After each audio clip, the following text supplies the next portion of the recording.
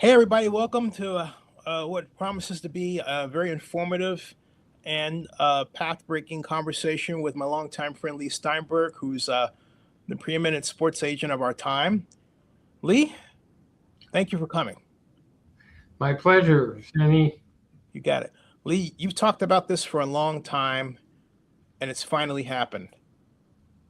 House versus NCAA lawsuit settlement means that college athletes get paid. And I still can't believe it. I think it's fantastic, but this is your platform and your conversation and my conversation with you on this. What do you think about it, and how should we look at this? So I think you need to start with the backdrop of the fact that three essential changes have happened that changed collegiate sports forever. The first is the NIL. And we've been in a situation where major schools in the top four conferences are able to put together recruiting packages, high school to college, that essentially make the players free agents. And different schools bid against each other based on collectives that they have. And so the biggest schools have put together collectives, which are their business alums helping out the athletic program by uh, making these deals. And um, the top Duke basketball player, Flag, um, is reported to have made $28 million. So you have conference realignment, you have gambling, you have NIL, which is completely out of control. So, what this lawsuit does is it first of all addresses the last 10 years before NIL, where athletes were not allowed to make these deals and hire marketing directors. And in compensation for that, and the fact that the argument is that's antitrust, $2.5 billion has been allocated. That's the first part of it. And so that money's going to go to people, mostly to football players. I think 75% to football, 25% or 20% to basketball. Girls basketball is in that mix, and so that's the first part of it, and that money will be paid. The second part of it is that they're now going to take 22% of the average athletic department income for each of the top five conferences and allow that money to be paid directly to players. And again, the allocation formula, the revenue sports are football, basketball. Recently, women's basketball has emerged. So the preponderant majority of it's going to football and basketball, some money to women's basketball, and some money then to the rest of the collegiate athletes. Um, there's some other interesting factors to it. It eliminates scholarship limitations. So all of a sudden, there's no limit to there may be roster limits, but there's no scholarship limit. So the old concept of the walk on, because there wasn't a scholarship for them, um, suppose they have football at 105 scholarships, then um, there's no limitation. So it's going to result in a fair amount of new scholarships for players. That's a plus. Um, so it's a massive shakeup. The players will be paid now. They've already recently been the beneficiary of big deals. Um, I'll give you an example, Zenny. The best college quarterback, Underwood, uh, the best college prospect, high school to college, um, was a fellow named Underwood. He committed this year to LSU, and allegedly they offered him $4 million. along came a Michigan alum and offered $14 million. And that player decommitted to LSU and transferred to Michigan. So this has been going on. Ohio State might be the wealthiest university athletically in the country. And they had a football roster that reflected it. Still here?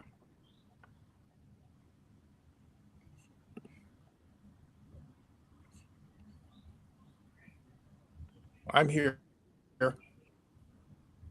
Still here. Gotcha. I'm going to switch network.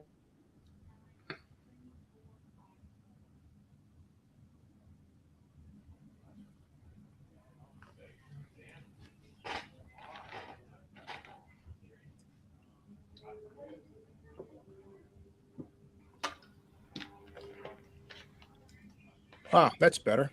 Okay. That's better. All right. It's Friday the 13th. That's better. All right. Continue, Leigh. You were saying. Yeah. So at any rate, what I think inevitably is going to happen is these top 4 or 5 power conferences will sign all the great players.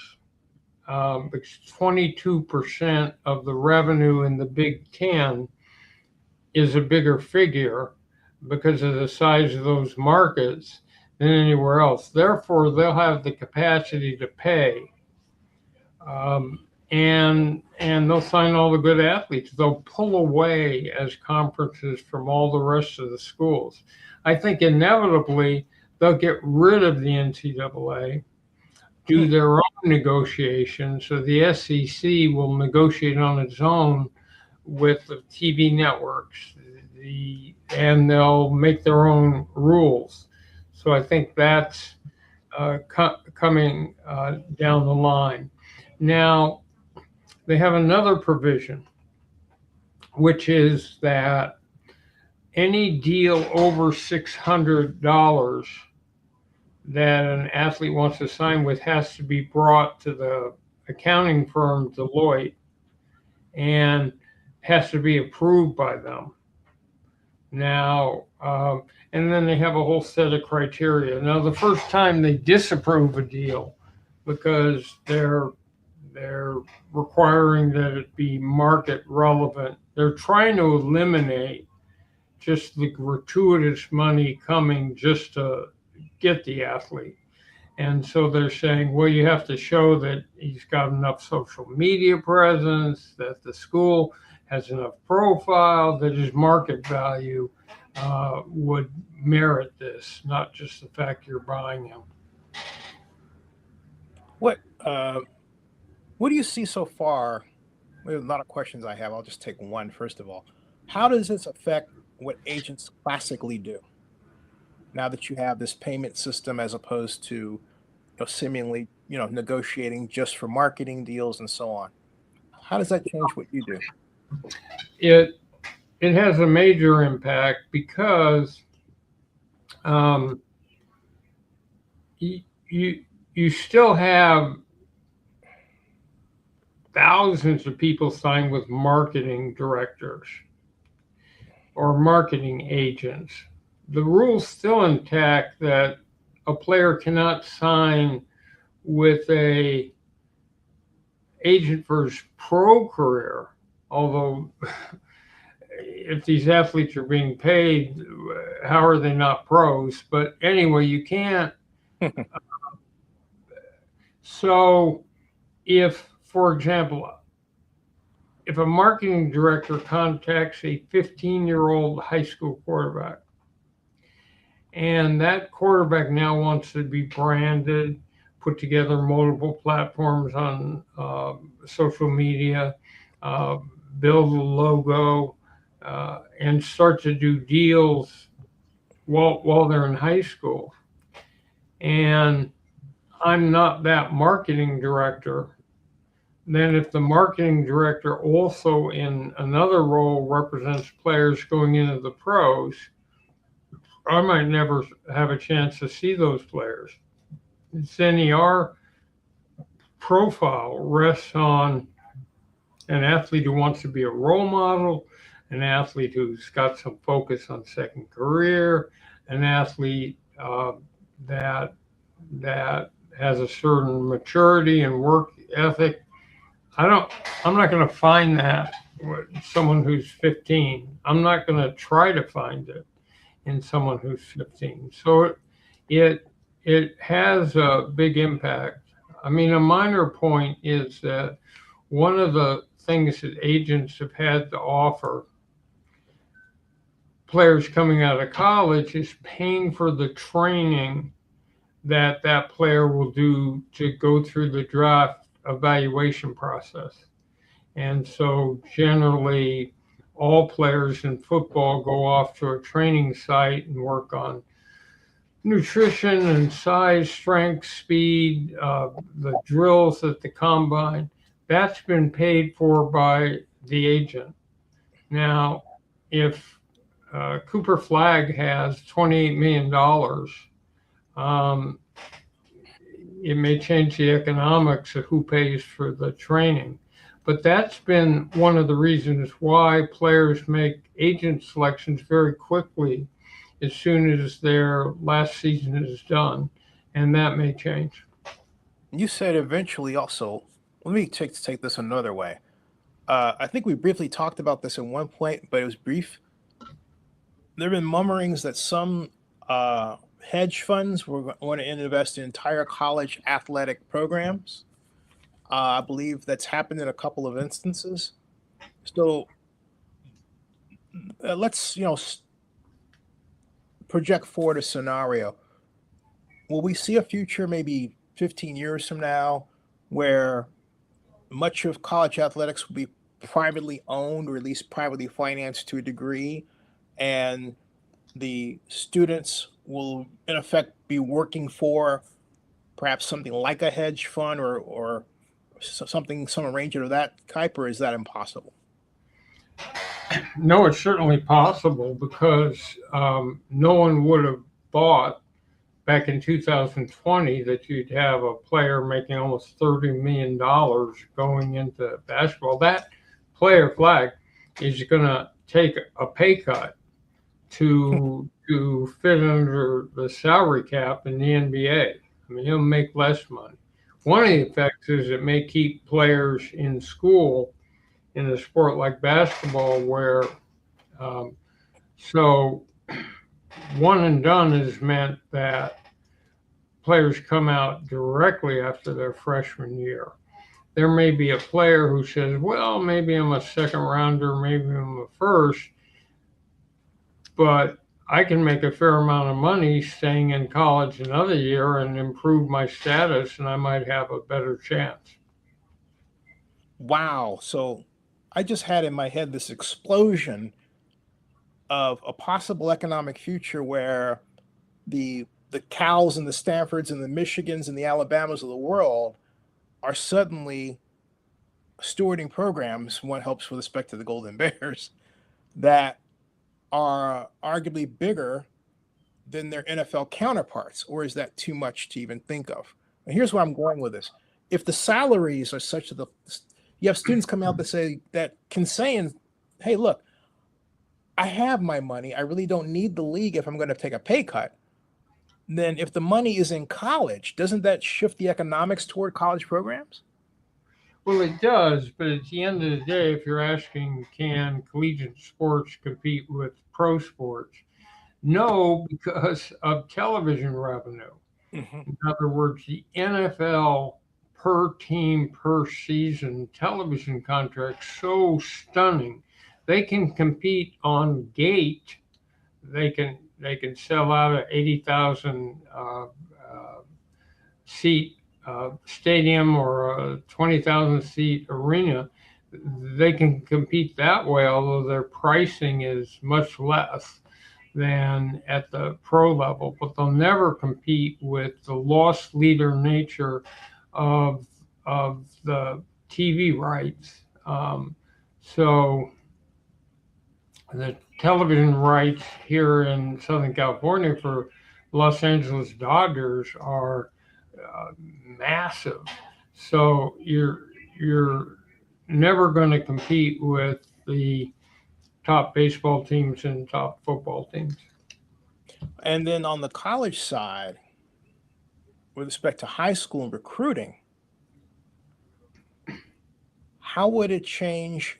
Let me ask this an entirely other way because there's a whole set of scenarios just popped into my head. I'll go with this one. First of all, how does it change your profession from the standpoint of who you would merge with? And I remember you and I had a discussion a long time ago about Asante. And that was a multi-sports, multimedia organization, if I'm not mistaken, right? Yes.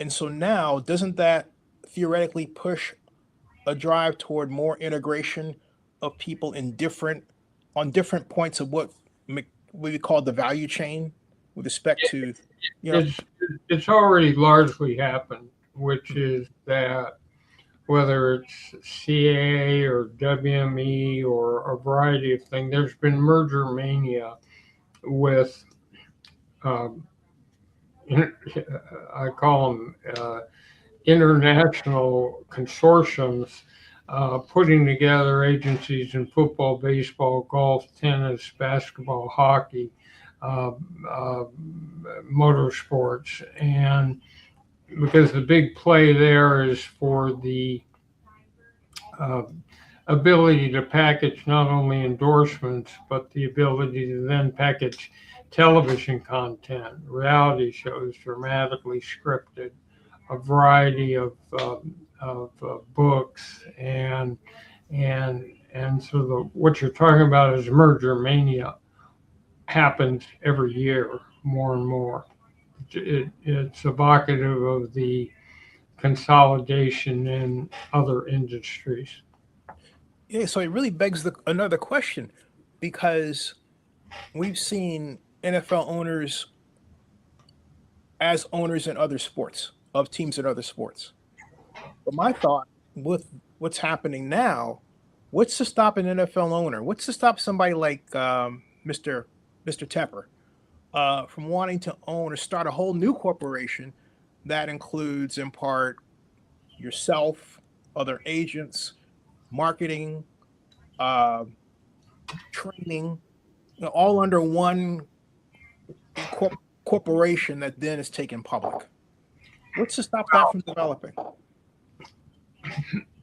There are rules in effect right now by the Players Association that stop an agent from doing business that way with an owner. But given the revenue returns and the potential return for the player, would they be encouraged to maybe revisit that rule or adjust it? I don't know that the I like the concept myself, but there's so much fractionalization between owners and agents that never the twain shall meet. As a matter of fact, in baseball, you have agents who've gone to work for, just to give you the atmosphere, gone to work as executives for MLB teams. Very rarely has that happened in football. You're thinking about like Jeff Morad, for example, right? Jeff bought a team. Rob Pelinka now works the trying to think. Rick Hahn went to work from our firm for the Chicago White Sox. So there's been some of it, but more in baseball and basketball, where Leon Rose is head of something, but I haven't seen it happen really in football. And so, shifting to the women's side, I know there's a threatened lawsuit, or perhaps it's filed now by a women's organization. I think it's filed. Okay. What are your thoughts on how that will outcome? And I'm surprised actually when I heard of the settlement, my first thought was, hey, women's sports gets an additional jolt. I'm wrong.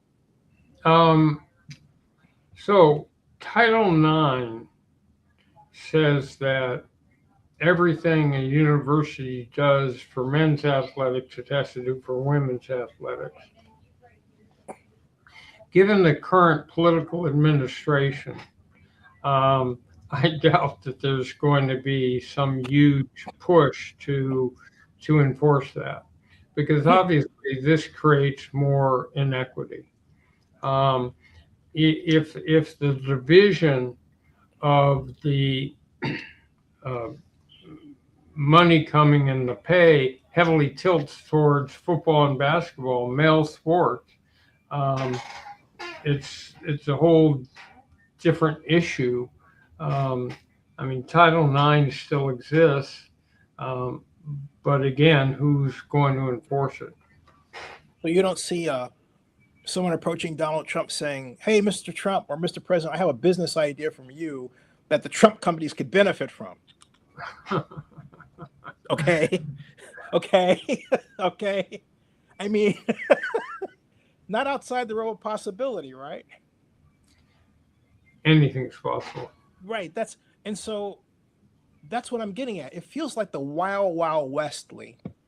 It It is the feels like, Wild Wild West. no, It's complete chaos. This is an attempt through the Deloitte, through more scholarships, through having to screen deals to try to get a hold of what's been social Darwin to this point. And it, it's, look, the genesis of the problem initially was in the high revenue sports. A athlete who came from a disadvantaged home could be left with the scholarship at a lower standard of living than their non-athletic peers, because plenty of people come from disadvantaged homes. But if you're not an athlete, you can work during the school year, you can work during the summer to supplement your income, and the athletes can't. So they felt resentful, and they would go to the student store and see their number sold there on a jersey. They would see the big crowds, they'd see the big TV contract, and they felt ripped off. This problem could have been solved by taking at need athletes. And if you gave that athlete 5,000 more dollars, not 30 million, 5,000 more dollars, it would have allowed them to potentially have access to a car, to live in a slightly nicer place, to be able to fly, home for Thanksgiving, just things that weren't allowed. And instead, the NCAA held on too tight. And then Nancy Skinner with SB 206 in California in 2020 introduced the bill allowing marketing directors and name, image, and likeness.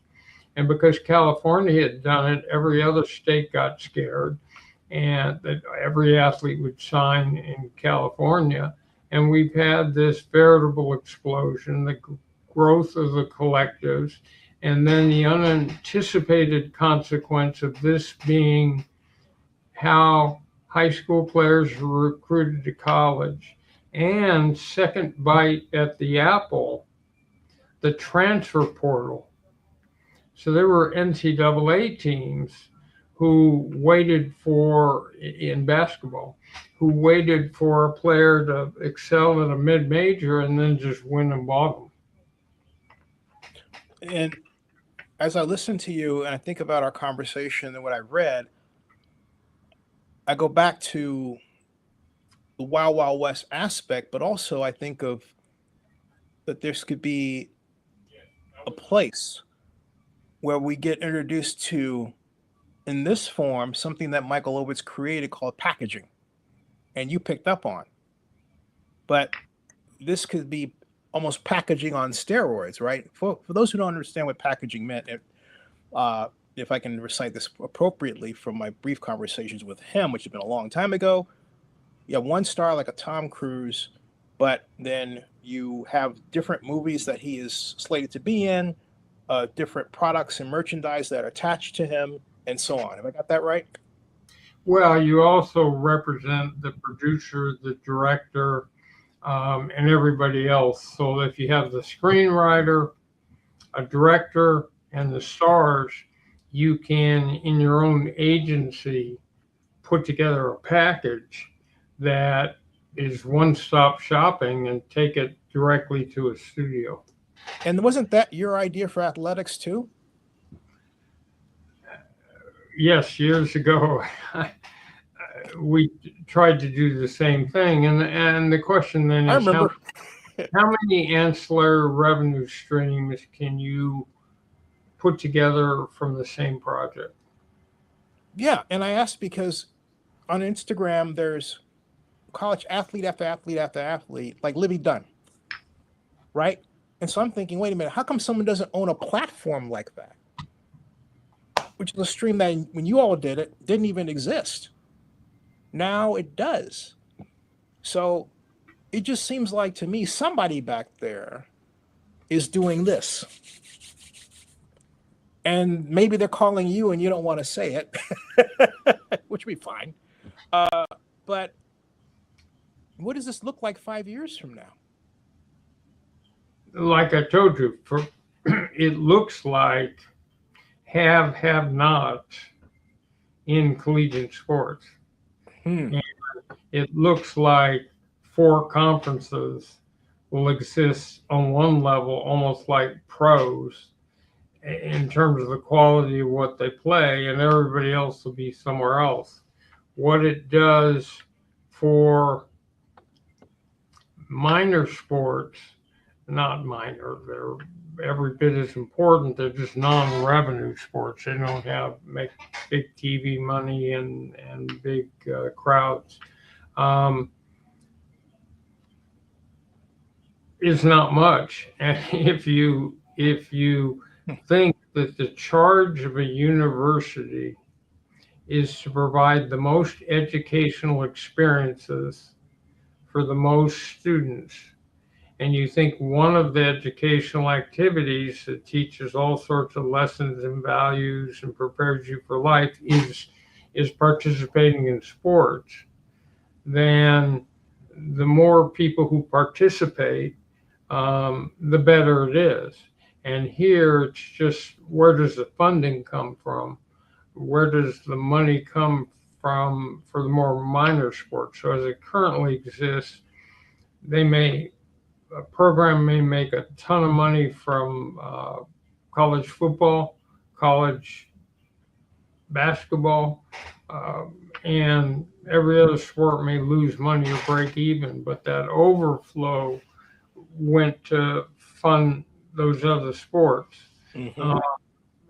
And disproportionately, the amount of money that alums gave to fund football and basketball, again, disproportionate to people contributing to other sports. So I'm all for the most sports and the most opportunity for people to play volleyball and water polo and every other competitive sport. So you hope it doesn't lead to the elimination of some of those sports because there's not the money to pay for it.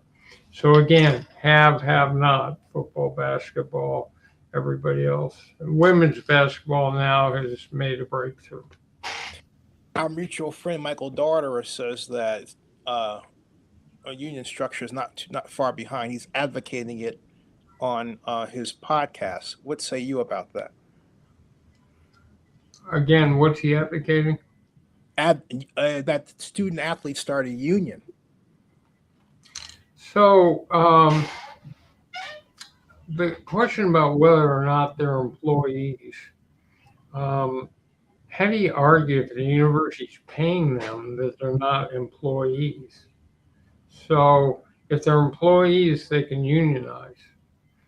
Now, there are problems with it. There are states in this country, especially in the South, that don't allow collective bargaining for state employees. Mm-hmm. And so, um, it's a battle. But I've always thought that players should consider unionizations.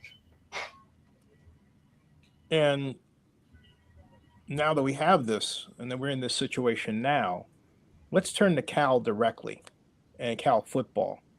Uh, what's your crystal ball for what Cal should do, but also what do you want to see? How do you want to see, as a person who has a whole room or big part of the law school named after them? Well, you and did you ever know Jim Brosnahan, by the way? Mm. Oh, okay, wow, yeah. But folks, Jim Brosnahan is arguably the greatest trial lawyer in history, but whatever. I'll get to that later. What do you want Cal to do in this situation, and what do you recommend that Cal and Jim Knowlton, the athletic director, do? So we've always had a different perspective at Cal towards athletics, a more balanced perspective.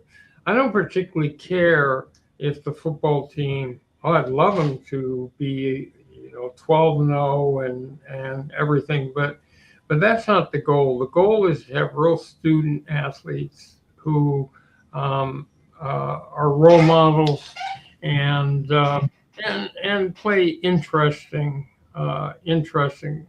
ball. So if you had a team that was 6-5 or 5-6 in a bad year and 7-4 if it was 11 or 8-3 in a great year, that's enough from my standpoint. Again, am I hyper competitive? Do I love my school? Yes. But do I want to see a balance of values integrated? I do.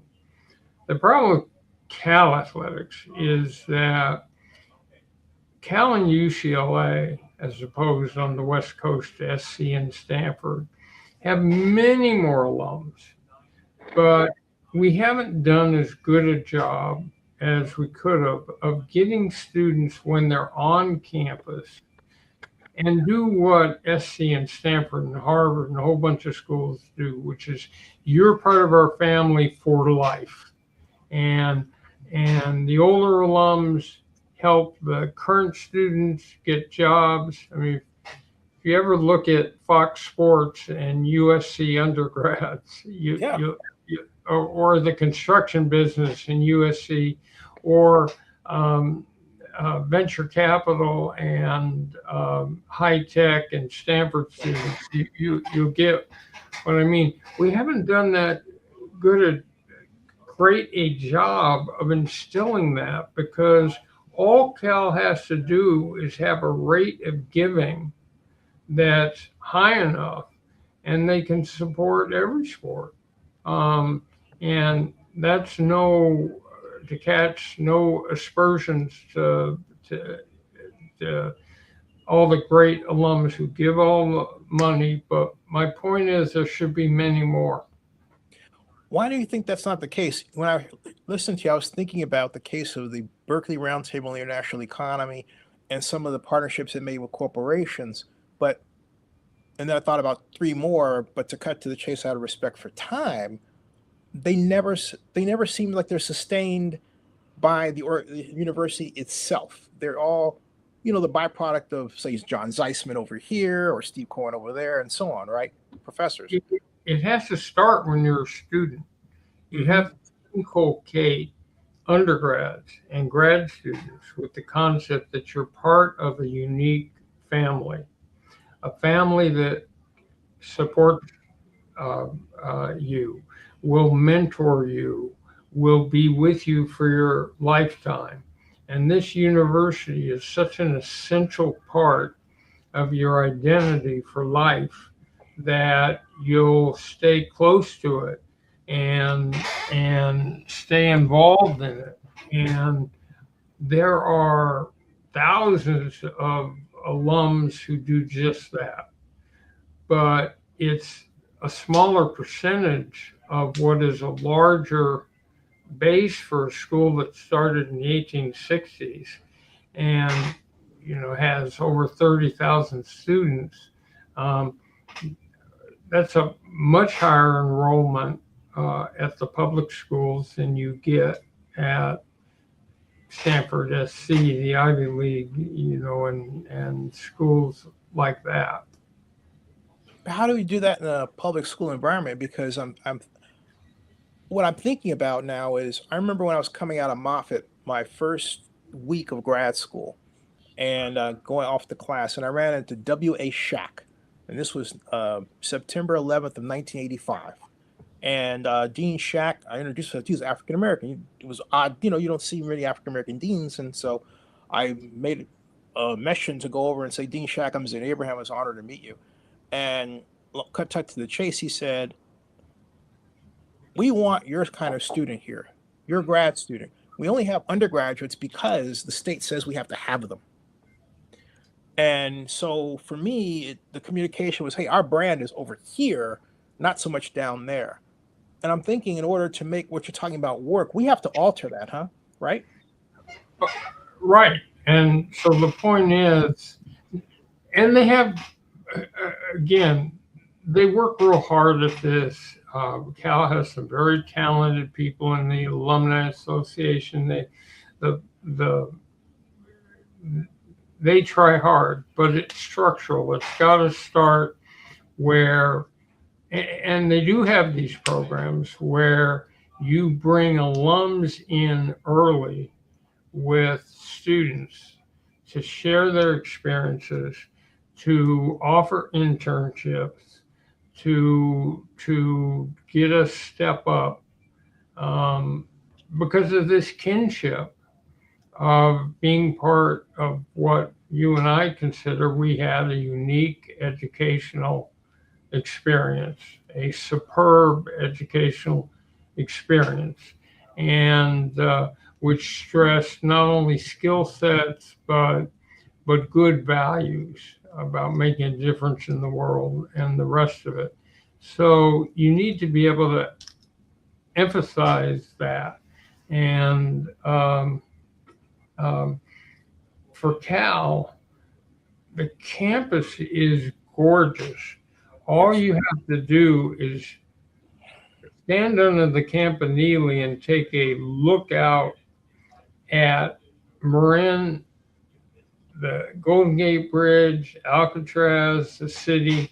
I mean, it's stunning. The geography's unmatched, the faculty's unmatched, and but you got to be able to sell that. Yeah. And then there's our history. Like, for example, with Oppenheimer, a good set of the movie was filmed at Cal. And I remember saying this someone, really Cal should have a commercial pushing that, and yet you don't see it. And that needs to change. Coming back to football, is Ron Rivera doing a good job of altering the state of affairs in this wild, wild west from your perspective? And he's been given a prodigious task because I haven't seen this much change happen in this short a period since I graduated from Cal in 1970. I've never seen anything like this, and it's every fundamental institution's being reshaped. This lawsuit that you asked me about up front is an attempt to try to put guardrails around the situation. Mm.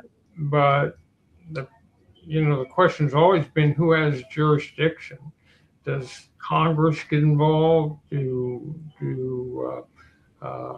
Ultimately, it's what it is, Zenny, is the law of unintended consequences. It's like you pass 3 strikes to take violent criminals off the street. And because of overcrowding, the 3 strikes people who eventually get their 50s and 60s and they're a really good bet never to commit a crime again have to stay in jail, where the younger, more violent criminals are released. So you pass a law or you create a system to do one thing and then it ends up doing something else. So no one anticipated this would be uh, uh, craziness in transfer portals and Yeah. athletes going to highest bidders and haves and have-nots. And on top of all that, now we're on probation, if I'm not mistaken. And are we headed down the right path? I mean, we got Brian Harson is well respected from a schematic point of view, but all I read about are negative, negative, negatives. What should we expect coming this season? In terms of Performance, reputation, change. It just seems so uncertainly. It are seems you referring to Cal or yes, professional specific sport? Cal. Oh, Cal. Cal. No, it's still on the Cal subject. Yeah. Well, some really smart people who will figure it out. And I mean Jim Knowlton and Ron Rivera. Um, give them a no one has the magic elixir, but there's smart people and there's smart alums close to the program, and change occurs, and you have to be adaptive, visionary. Think about today. Think about 10 years from now. Think about what are your fundamental values. What are you trying to achieve in an athletic program? Because see, if you take a sport like football, it teaches um, postponing current gratification for future success, self-discipline, processing complex information in real time under pressure, teamwork, um, uh, high performance in adversity. These are all life lessons that can be profound in terms of business or any other enterprise. So these sports teach good values, but um, uh, again, that ought to be the charge. And as you know, I'm concerned in the sport of football about concussion. Mhm. And I've got this new concussion foundation that is trying to raise money for change. Hey, tell us But about it. Tell us about it. so I had a crisis of conscience back in the 1980s. I'm representing half the starting quarterbacks in the NFL that keep getting hit in the head. We'd go to doctors and ask how many is too many, what's the magic number? They had no answers. So I started holding concussion conferences with neurologists, and the initial one in 1994 had Troy Aikman, Steve Young, Warren Moon, Drew Bledsoe, and they listened to neurologists. Well, we kept holding them, and by 2006, the neurologist told us that three or more concussions occasions an exponentially higher risk of Alzheimer's, Parkinson's, premature senility, chronic traumatic encephalopathy, and depression. So I called it a ticking time bomb and an undiagnosed health epidemic. What people don't think about is the subconcussive event, which is every time a lineman hits a lineman at the inception of a football play, it produces a low level subconcussive event. A little bit of brain change. So, but the athlete just feels stunned, he's not knocked out. So you could have theoretically an offensive lineman who played high school, college, and pro ball had 10,000 subconcussive events, none of which have been diagnosed, none of which have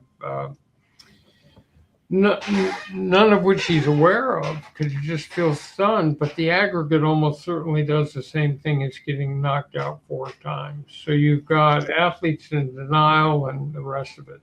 So we keep holding these concussion conferences. We held 2 hours of one in New Orleans for that Super Bowl. But I started a foundation to try to bring awareness so that people understand the facts, to try to fund research, so that we now have something called the concept of neuroplasticity. So instead of a brain with traumatic brain injury just getting worse and worse, we now have RTMS, which is magnets against the brain, and something called neural feedback, which can heal a brain. So the second thing was to try to heal at-risk communities. So it could be firefighters traumatized in the LA fires. It could be inner city kids. It could be homeless.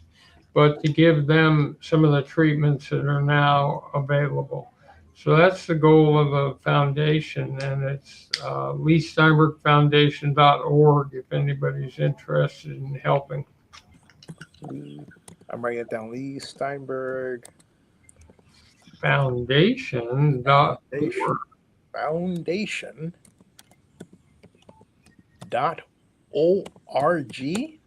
And there it is, folks. Leigh Steinberg Foundation.org. I got that right, yeah? You did. Magic. Who'd have thought it? Shocking. or Sean Connery would say shocking. Positively shocking. Hey, Leigh, thank you for your time. Anything else any news you want to share with our audience before we... Well, we have our next Agent Academy. I think it's July 8th in Las Vegas. And anyone who is interested in a career, and you can go to steinbergspeaks.com to find information. But we teach you how to negotiate, how to recruit, how to brand and market, how to put a charitable foundation together. Everything you need to know, and these skills are transferable. We've probably done this 35 times. These skills are transferable to any business or any walk of life. And it's not just sports agency, although we call it that, but you want to work for a team, a league, a front office, an athletic department, branding, marketing, PR, any field of sports. Leigh, you also have your Super Bowl coming up in San Francisco. Any preliminary announcement, or is it still too early? No, it's still early. We're still canvassing sites and figuring out who will give awards to and who will be our charity. Well, last time it was at the Metreon, which is a great backdrop. I had a lot of fun. Thank you very much again, Leigh, for that. And Leigh will be back. Everybody. Oh, by the way, Jim Brosnahan was supposed to come after, but he had to reschedule for Monday, so we'll do Monday at 2:00. I'm surprised you two great Golden Bears don't know each other. He went to Boston College, but he's a Cal professor. Well, after you said that, I went and looked him up, and I read the article that called him the greatest trial. Yeah. So I'm certainly an admirer of his. But it also said he was 82 years old. 89. 89. He's 89, and he's still. We're connected on LinkedIn. It gives us all hope. Yes, and he's got a lot to say about the Trump administration and its impact on the legal system. A lot, and he talked about the Nome case that basically sent 500,000 basically out to the wolves of the ICE agents. And he did so in a very chilling fashion before television picked up all of this. And it's wild what's going on, Leigh. Just wild. You know what I do instead of watching the news? Because it's disturbing. I've been watching Gunsmoke. Yeah, James Arness as Matt Dillon. Have Gun Will Travel, The Last Gun, The Real Housewives of Atlanta. I mean, yes. Hey, don't forget Star Trek, the original series. I used to flip between CNN, MSNBC, and Fox just to see what different viewpoints were. But now it's too toxic. So I watch old westerns. Yeah. Hey, or yep, there you go. I recommend the Wagon Train in Space Star Trek. All right, my friend.